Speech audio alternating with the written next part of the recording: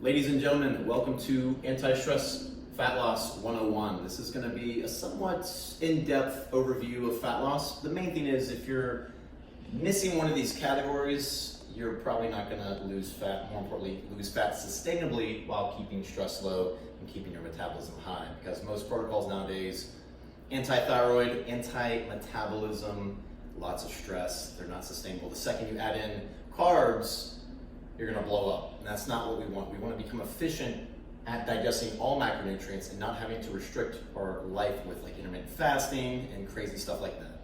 Diet. We don't want to do that.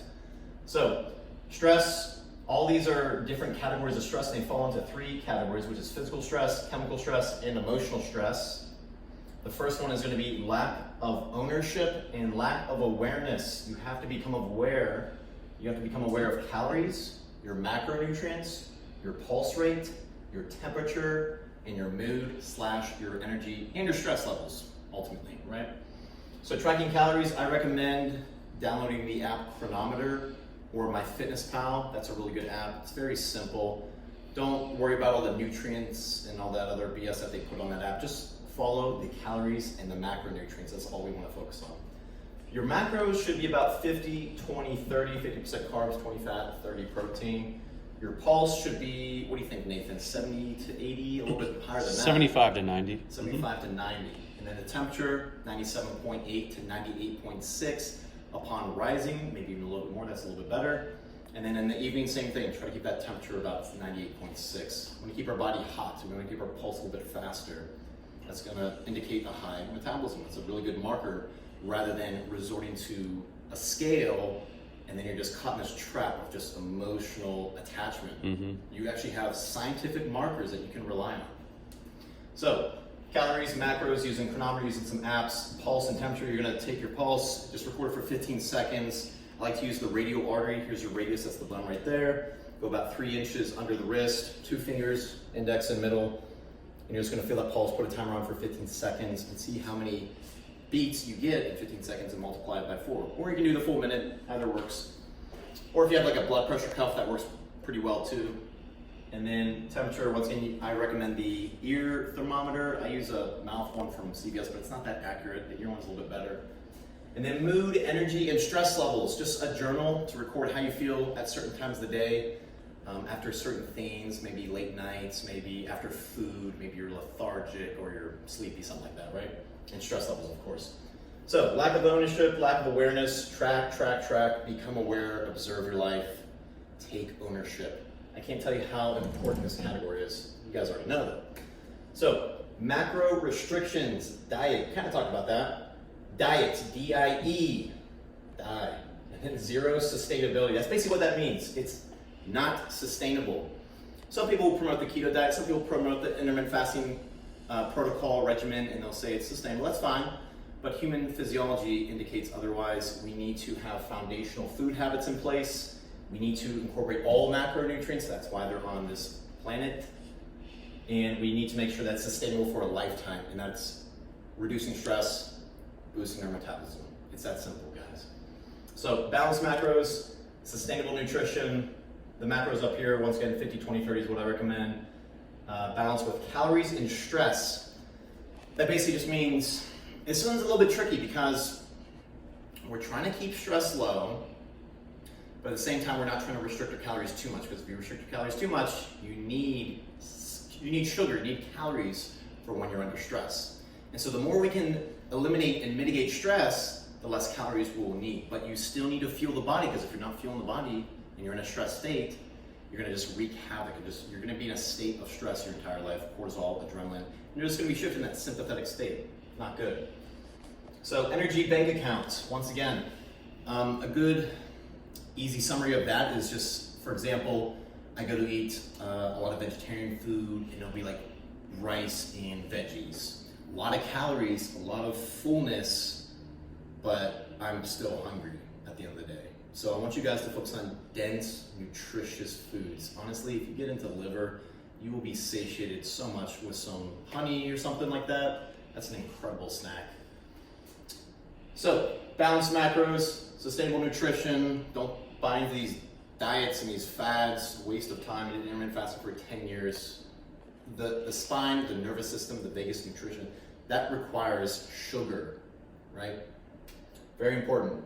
Stop demonizing sugar. Number 3, stress-causing foods, supplements, habits.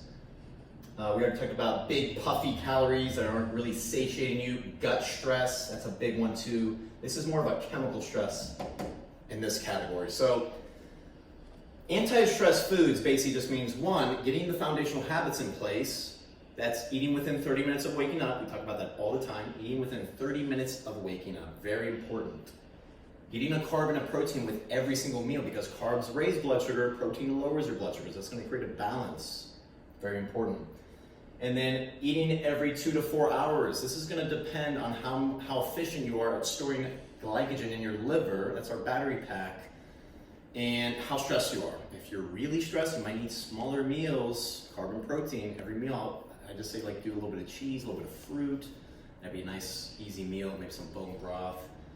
And then just make sure that you're fueling your body with some nutrition every couple hours, especially if you're working behind a screen and you're stressed with work. That's a lot of stress. Even though you're sitting, it's a lot of stress. So anti-stress food habits, once again, carb and protein with every meal, 30 minutes within waking up, eat every 2 to 4 hours. That's the habits. The foods, we go into detail on our blog post. That's your fruits, roots, cooked leafy greens, raw honey, raw maple syrup, anti-inflammatory amino acids like glycine from gelatin, bone broth, collagen, protein powder, liver, organ meats, stuff like that, guys. Grass-fed dairy, wild-caught shellfish, eggs. Exactly. So we go into that a lot more detail. We're going to post a link below on our Instagram and our YouTube as well, if you have any more questions about that. And then the supplements. Number 1, I don't like the word supplement because it gives a bad perspective with people. People have this badge of, oh, I don't take any supplements. Well, in today's world, you actually have to, because there's no it's unnatural to not have magnesium bicarbonate in your life, and our soil is completely depleted. So we need Shilajit to make sure that we're restoring our mineral balance. Magnesium bicarbonate is going to be number 1. Once again, we go into a lot more detail on our stress blog post. Yep. A couple blog Number posts. 1 mineral. Yeah, we'll post that below. So foods, habits, sups, talk about that. It's that simple, guys. If you're eating stressful foods that are just wreaking havoc on your gut, like leaky gut and stuff like that, and just tearing up your intestinal lining, that's a lot of stress, a ton of stress. So next one is going to be emotional stress, more or less. And that is, and physical stress too, and that is stress-causing lifestyle. So that's going to be staying indoors too much, not getting enough sun, too much blue light exposure, especially at the wrong times of the day. Like now is fine because we're at, it's 2:30 p.m. right now. But say it's 8 p.m. you're just looking at the same light. The body doesn't know the difference. It's promoting too much cortisol. So stress response. That's blue light. Then we got EMF exposure. Once again, if you're at work, exposed to all these Wi-Fi routers, you got 5G tower right outside your building, and then you go home and you're sleeping right next to a Wi-Fi router, and then you're laying right next to your phone, which should be on airplane mode. I was doing that. Yep. Effed me up. Yeah, and that's the thing, guys. One thing might not matter, but a million different things is going to change your life. And it could be the culprit for your experience, your illness, your disease, stuff like that, right? So that's your blue light, that's your EMF, that's your environment. Get some sun, get outside, get grounded, get in nature. Your thoughts, that's your environment as well. Your thoughts can completely change everything in your body. If you're stressed constantly in your thoughts and you're worrying, you're in a state of fear consistently day in and day out, that's more stressful than anything on this list. If you're worrying constantly and you are not worthy of weight loss or weight muscle gain, and you're so focused on the goal and you're not getting to it, you're probably setting yourself backwards. You gotta enjoy the moment, you gotta enjoy the journey, and be grateful that we're giving you this information, because it's gonna be so much easier if you just follow it. Very simple, guys. And all of the green side, those habits, that allows your emotional state, in my opinion, in my experience, to have a better perspective on it all. The more you get rid of this and the more you introduce this, you won't have to focus on these mind tricks and these mind games and having to meditate stress away. It's important, but if we can fix our physical stress that is causing these emotional stressors or these chemical reactions within our body, I'm going to tell you guys, it's going to be way easier and you're going to save a lot of stress in the long run. So, let's see. So we're talking about stress-causing lifestyle, indoors, blue light, EMF environment, thoughts, state of fear, panic, unworthiness, get your sun, and then water, your shower filter. You know, we want to mitigate over 25,000 different chemicals, which might be coming from, you know, Fairfax tap water is probably one of the worst tap waters on the planet. We got a blog post on that too. Get a shower head filter. It's like $90, $100 For 2 years. for 2 years, guys. That's going to save a lot. I mean, think about it. If you're in 20 minutes of shower or 5 minutes of shower, it's equivalent to, I think, 8 cups of tap water. Chlorine. That's Yeah. insane, guys. If you're absorbing that, it's going to just destroy your gut. Not good. Chemical toxins too from body washes, deodorants. So, exactly. Toothpaste, deodorants, body washes. There's so many things we can go into. The tap water that you're showering in, you're bathing in, the hot tubs, the pool that you're swimming in at your gym, and then most importantly, what you're ingesting.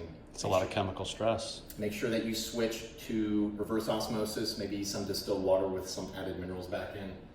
And then the last one. So just to recap, we talked about lack of awareness, ownership, diet restricting, stress-causing food, stress-causing lifestyle, and now we're going to talk about sedentary lifestyle and excess cardio. You got to find that balance in between. So we want to focus on posture. We want to focus on physical performance. This is more the physical stress aspect, which is super important. So I'm going to try to organize it for you guys. What are we looking to do? So I would recommend doing total body 3 times a week, and that's it.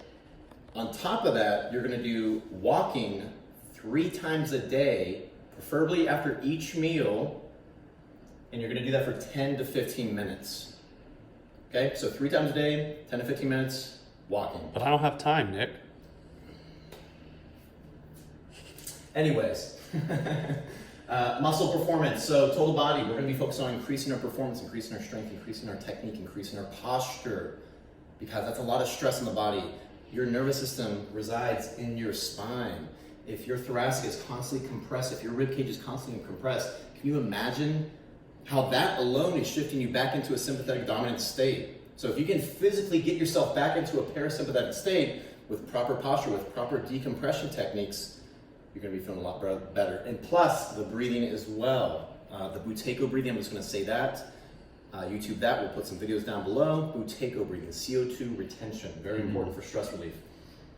So, total body 3 times a week, walking 3 times a day, 10 to 15 minutes, focusing on performance, focusing on posture, focusing on your trigger points, because those trigger points also harbor a lot of trauma from your past, a lot of stress. And that alone, I guarantee you, is causing most of your emotional stress. You're holding on to that in this stress position, because what happens when you have a really bad traumatic experience when you're a kid?